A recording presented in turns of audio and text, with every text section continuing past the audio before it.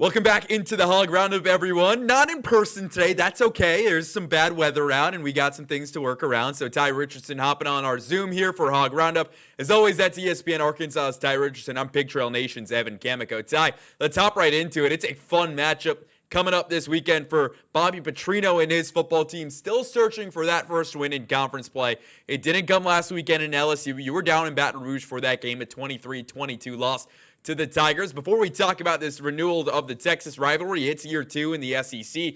Just your overall kind of, give me the sum of thoughts from Baton Rouge. It's like the same story every single week. I ask the same question to you every single week, and I know I get the same answer every single week. So let's just hear it for fun.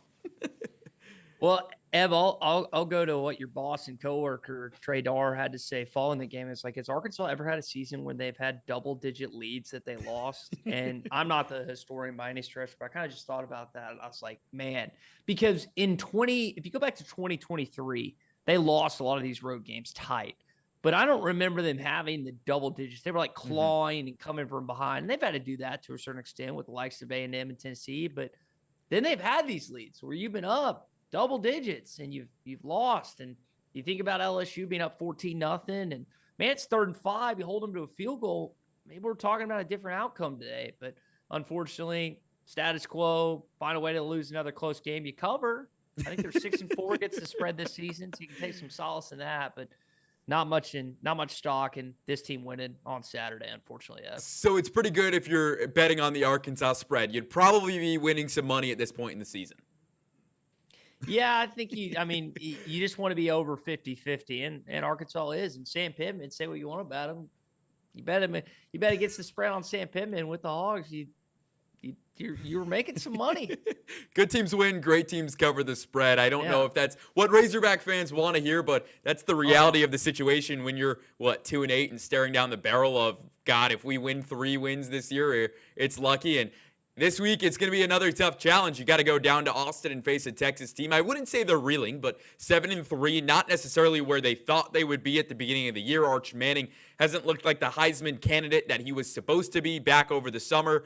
But it's still a dangerous Texas team. Their defense has been allowing a lot of points. It's the first time in Austin for the Longhorns since 2008. What's just your takeaways from this matchup? What are you looking forward to between the Hogs and Horns yet again? Well, I want to see if Anthony Hill's playing. He was listed as questionable in the SEC report. They're outstanding linebacker. Like Arkansas, they have a really good pass rusher in Simmons that is going to be a problem for Arkansas. But it's not just him. They've got several guys that can get to the quarterback. They're top 15 in like sacks, tackles for loss. They've got I think they're 14th in turnover margin. So Sark's relying on his defense this year. I mean, the offense has struggled.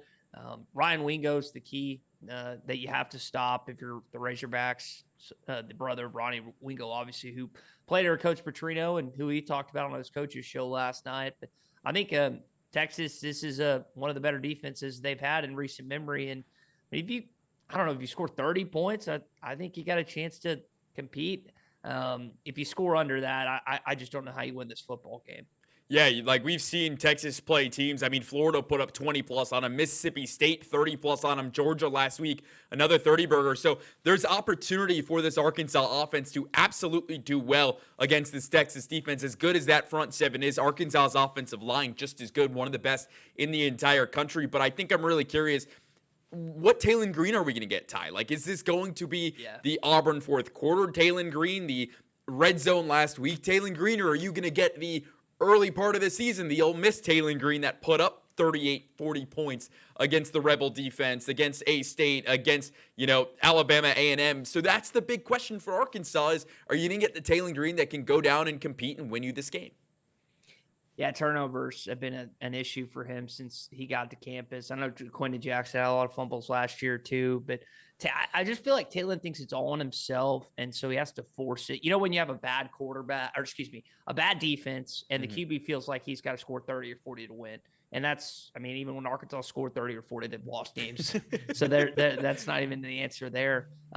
It's so frustrating if you're an Arkansas fan to watch this. And Taylen, I know, has had some good games and good moments, and then some really bad ones. Just hoping he can capitalize and make the most of the chances he gets against a a pretty salty Texas defense. I think Taylon Green is like Two-Face from Batman. He's very Harvey Dent of like, at times he's looked like, yeah, that Harvey Dent who, wants to clean up the city of Gotham and make everything great. And then at the other times, it's like, man, this guy is like giving away these games, the criminal underworld, mastermind of Gotham City. And it's just the frustration, I think, of all Arkansas fans. And quite frankly, people around the country, because there was these great expectations on Taylon. He has everything he needs to be a successful quarterback in the next level and to be one of these guys who maybe gets drafted in the 3rd or 4th round and can, because of his athleticism, his size, his arm talent, it's all there, but he can't read a defense. He can't look defenders off. He struggles a lot, like we've kind of talked about with turnovers. That's a massive thing.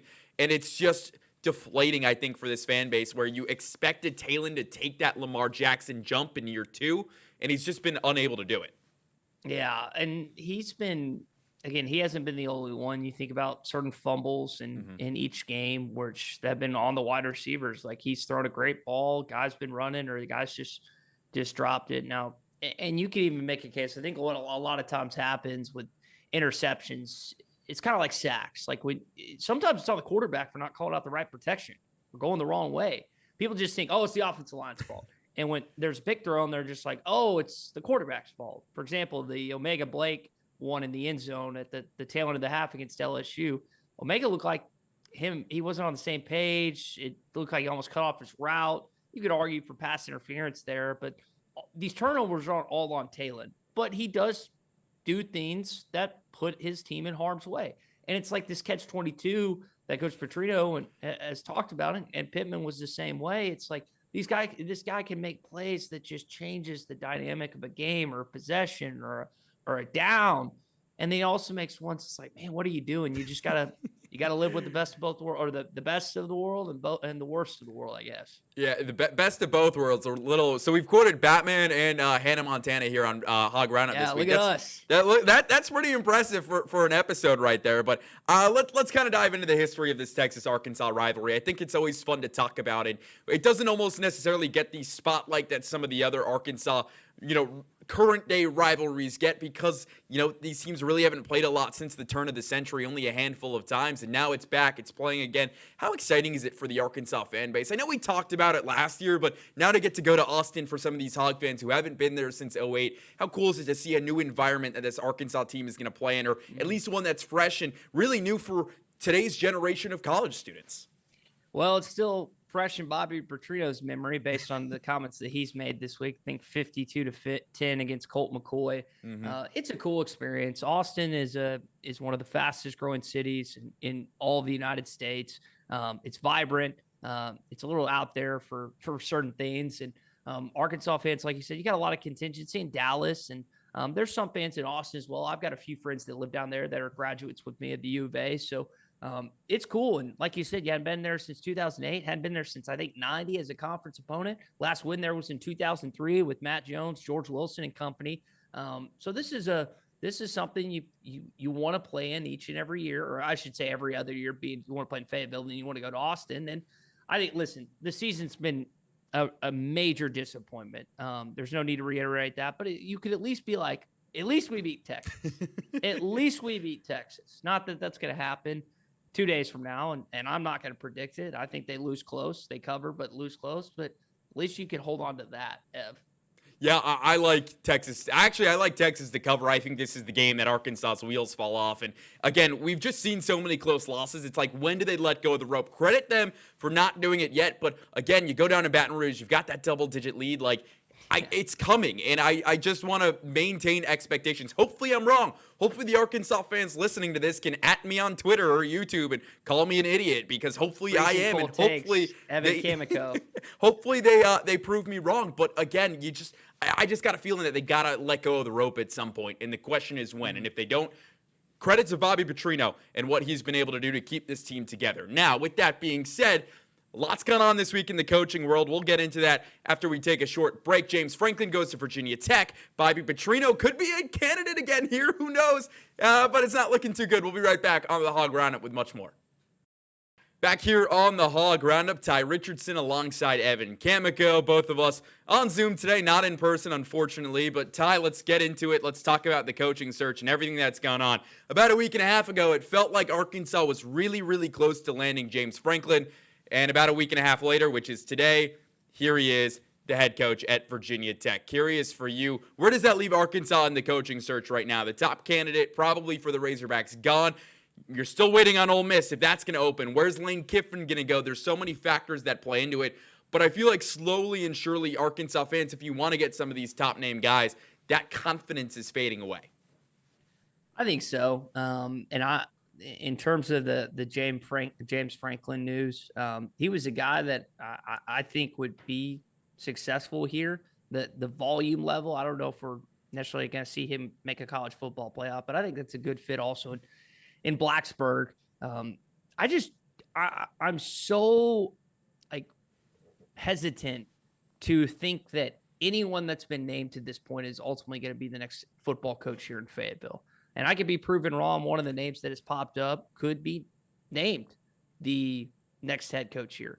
But I just think all of this point is smoke screens. I know there's people want to believe this about them having a coach hired, or they're going to announce it this day in December. And I don't pretend people get mad at me all the time. It's like, well, you're a radio guy. You're supposed to be an insider. It's like, I don't break the news. I react to the news. So I'm just kind of waiting and seeing and sitting around and being lazy, I guess. When you want to break the story, you go right ahead and I'll react to it. Hey, I'll be here reacting to it as well, because that's the interesting part of it of like, oh, what do you hear? And friends texting me of like, oh, this, and this. And I'm like, guys, I really don't know much. Like, I am sitting here waiting as much as you guys. I might have my opinions, but 9 times out of 10, we are wrong. And like, that's the thing, is we just share information that we've been told. I know Mike Irwin's reiterated it. I've reiterated it, that we don't know anything. We have no real insight right now, because at the end of the day, we're going to find out when that, probably ESPN alert goes out saying Arkansas found their next coach, and at least try to be somewhat ready for it as well. So it's all really interesting right now, but we talked about Bobby Petrino a little bit earlier. Let's talk about him right now. Again, the losses are piling up. 0-5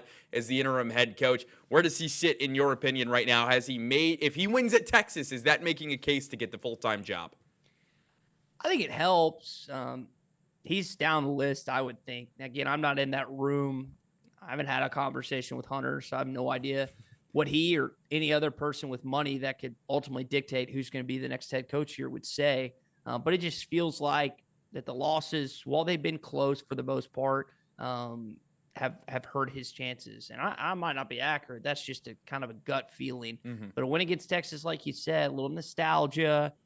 Maybe you somehow parlay that into beating Missouri, which I don't think, again, either of those things are going to happen.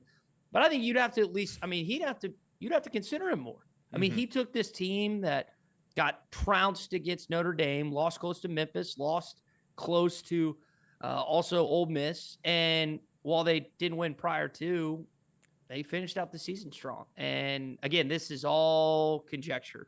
We have no idea if they can beat the Longhorns Saturday or Missouri Tigers in a week from Saturday. But if he does, then yeah, he should be a candidate. I would think that would have to be plausible at that point. I definitely think that he is going to be a candidate, but you brought Petrino in. Obviously, Pittman left, and it's the same issues of how you're losing these games. Nothing really for this football team has changed, and whether you want to say that's the coaching or whether you want to say that's the players, it's all the same. So at the end of the day, if you just want to bring Petrino back, you might still have a lot of these problems next year. It's not going to be fixed just because you're bringing in kind of, that familiar ex that you once had that was really good for a time and then made a mistake, and everything seems to be okay. Like, second chances are fine. You gave him the second chance in my eyes, but at the end of the day, like, you can only make the same bad mistake so many times. And when you see that every single game now in conference play this season, at some point you just have to clean house and start over. And I think that could be sooner or later for the Razorbacks. But let's talk about something a little more fun, a little more interesting. You brought up Hunter Yurachek. Last week, he was announced as the new College Football Playoff Selection Committee chair. So he's the one that goes on and talks about it and talks about the College Football Playoff. A lot of controversy surrounding the decision between Miami and Notre Dame this week. Well, I understand it. I disagree with it. And it's a big problem when it comes to the college football playoff of, well, head-to-head doesn't matter. The losses matter, which I don't get. Like, I get it. Your losses matter. But if you beat a team head-to-head, you should be straight on. A lot of Razorback fans kind of happy that they're saying, hey, this is our AD. Now everyone's starting to understand what's going on and why we're starting to get unhappy with him. What's your take on this situation? I just find it hilarious. Well, Hunter looked nervous. I probably would be too if that was my first time as the college football playoff committee chairman. I sweat too, and it looked like he was perspirating a good chunk at the end there. And listen, I don't know if they funneled the questions to him beforehand or if Reese asked him straight up and he has to think in real time. But I'm like you. I don't know in what world. And to be fair, he's just basically reiterating what he's being told to say, I would think. Yeah. I don't know that for a fact, but I'm just going to guess. And that logic is flawed. Here's the issue with the college football playoff selection committee. The criteria changes every year. Does it not? Like, at least we have somewhat of an idea. And I know that we've used RPI, net rankings is now the thing for the NCAA tournament, quad 1s, 2s, 3s, and 4s. But at least we have some semblance of an idea of what is going to determine who's going to get a 1 seed. This changes every year. And I would be, if I was a coach, I would be so hacked off, like in this situation. Mario Cristobal, it's like, we beat Marcus Freeman's team. Notre Dame, well, the ACC doesn't have a gauntlet by any stretch of the imagination compared to the SEC or the Big Ten.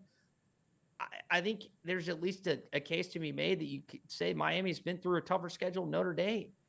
Like Notre Dame, when they played a good team outside of what, USC? Or do they still have you? Do they have USC on the schedule? I forget. I think I will look that up in real time. We're going to do this in real time. Because it's like they lose to a ranked A&M team and they lose to a ranked Miami team. What would Notre Dame look like in the SEC? Probably have 5 losses. So go ahead. Sorry to cut you off. So Notre Dame's losses were Texas A&M by 1 at home, as well as Miami on the road. They did beat USC, who is now USC's like a low-key backdoor playoff contender. They're sitting there. They just had a big win at Iowa. Notre Dame won that game 49-35. Wait, that's 2024. Here we go. 2025's game, 34-24. So relatively similar, but they beat him at home. Other than that, again, you're right. Notre Dame has not beaten a ranked team this season. And they clobbered Arkansas, as Hog fans watching this know all too well. Continue. Yeah, and that was brought up the week before, which I just thought was funny. And so I don't know where the argument is outside of branding for Notre Dame. This is not the same Notre Dame team that they had last year. They're living off brand and the Riley Leonard's group from last season. That team, as we saw, I mean, even at the tail end of that Ohio State national championship game, I thought, man, they might put this to OT. They didn't. But that's what I think Notre Dame is really living off of in 2025 heading into this next college football playoff. I'll be very excited to see Notre Dame in the second round of the playoffs against my Hoosiers. We're coming for revenge this year, Tye. We want all the smoke. I want every smoke that Indiana is going to go to the college football national title. And if that happens, I'll be there in Miami. I'll have to take a couple days off work. I was texting my buddy David, who's a Penn State grad, and already discussing plans to visit Happy Valley next season. Why don't we plan a Bloomington trip in 27? Because I would like to experience it from your side of the side of the view. We'll take you to Upstairs Pub. I haven't been there since they've done all the reviews. We'll go to Roy's. We'll have a good time. The tailgate fields. It's an intimate stadium, but we'll have a lot of fun. I will say, I have not been to many Indiana football games when I was a student, because usually by the time we'd get into the stadium, they'd probably be losing already, and so we'd just go to the bars, but it's okay. Anyway, we're not here to talk Indiana and bars as much as I'd love to. We've got another break to hit on the Hog Roundup. When we come back, we're talking some basketball with Coach Cal's group and a game against Jackson State tomorrow night. We'll be right back on the Hog Roundup. Back here on the Hog Roundup, closing up shop with Tye Richardson. I'm Evan Camigo. Thank you to all of you who are tuning in to listen to us rant about God only knows what this week. But right now we're going to talk some basketball, Tye. It is fully crossover season. Basketball is here. The Hogs are 5-1. It's good time, good feels in Fayetteville.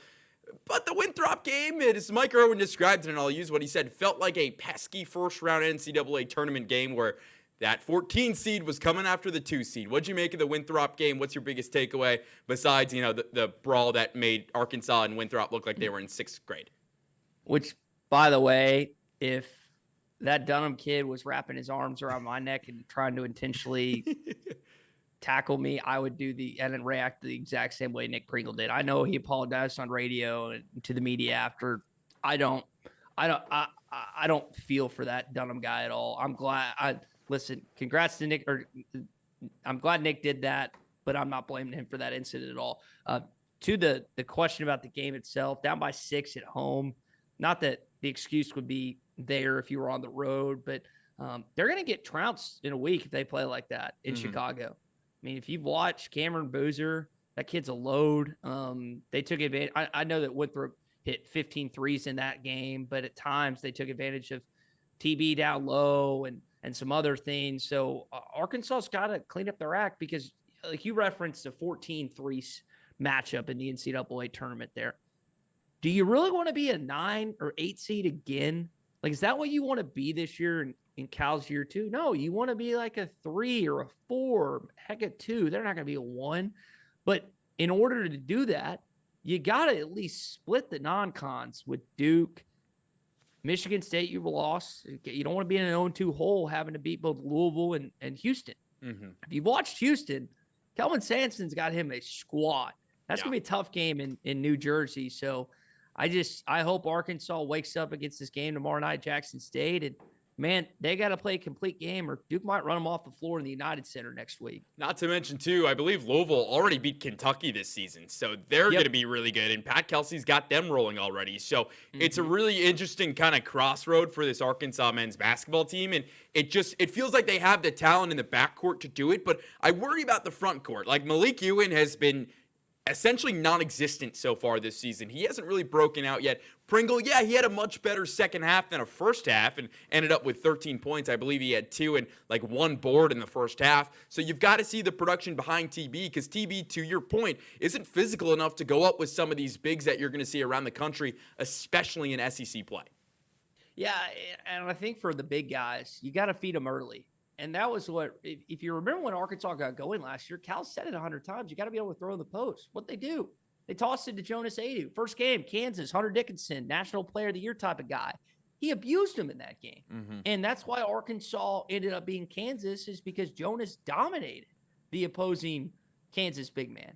And you saw a little bit of a jump from Nick. I thought Trevin was aggressive. Trevin's just a mismatch nightmare on the other end. When he has to play a true 5 defensively, it's not a good thing for Arkansas. But when he goes up against a smaller 4 or a slower 5, he gives guys issues. So I love seeing that. Like you said, Malik Ewan didn't have his best game the other night. You're going to need more from him because they really don't have anything in the front court. Like, this is – I know Cal wants to kind of hang around 9 guys, but one of the things that he had such a advantage over other coaches is he had like 4 or 5 7-footers that he used to roll out in Lexington. And he's elected to go another way. And we'll see if it hurts Arkansas if you don't get that consistency from Ewan, from Pringle, and from TB. Yeah, absolutely. It's going to be interesting to see how that all moves along down. I do want to say, before we talk about the guards, we'll talk about them really quickly because, again, the freshmen have looked great. You'd like to see more from DJ Wagner. I didn't like that DJ Wagner was kicked out of that game. I thought that was BS. Excuse my French. But dude stepping on the court 3 steps to try to pull away the freshman who shouldn't even be on the court. If Isaiah Sealy ever wants to see the court again and DJ gets kicked out, I thought that was bad. So that's my little tangent on that. DJ, I get why they did it.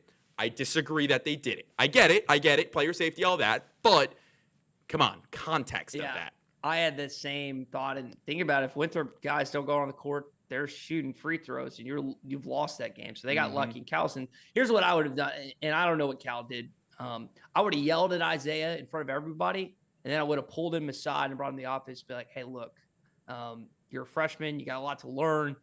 I appreciate you sticking up for your teammate. You like that aspect. Yeah. But at the same time, you've got to know in a 1-score ball game the magnitude of what your actions could have cost us if that was a bigger, high-profile game. So hopefully Isaiah learns from it. And again, it's like you go back and forth because you like a kid defend his teammate, but also in that situation. So at the end of the day, you won. You got a 1-point victory. You got one more home game before you travel to Chicago and take on the Duke Blue Devils in the Windy City, and we'll see what happens. Absolutely. Tye, anything else before we go? I think I think fans are just looking for something to hope for. New coach, basketball team. You could attribute some of the lack of attendance to Bud Walton Arena to a fan base that's just discouraged right now. That's probably putting it lightly. So hopefully, whether it's a new coach or basketball starts humming, they give us something to believe in. Hey, everybody needs a little bit of hope. It's the hope that kills at the end of the day. That's going to do it for this week's Hog Roundup. For Tye Richardson, I'm Evan Camico. Thanks for tuning in. We'll see you back next week. And if we don't, happy Thanksgiving, everyone. Thanks for joining us every week. We might be back in December. Who knows? We'll see you guys really soon.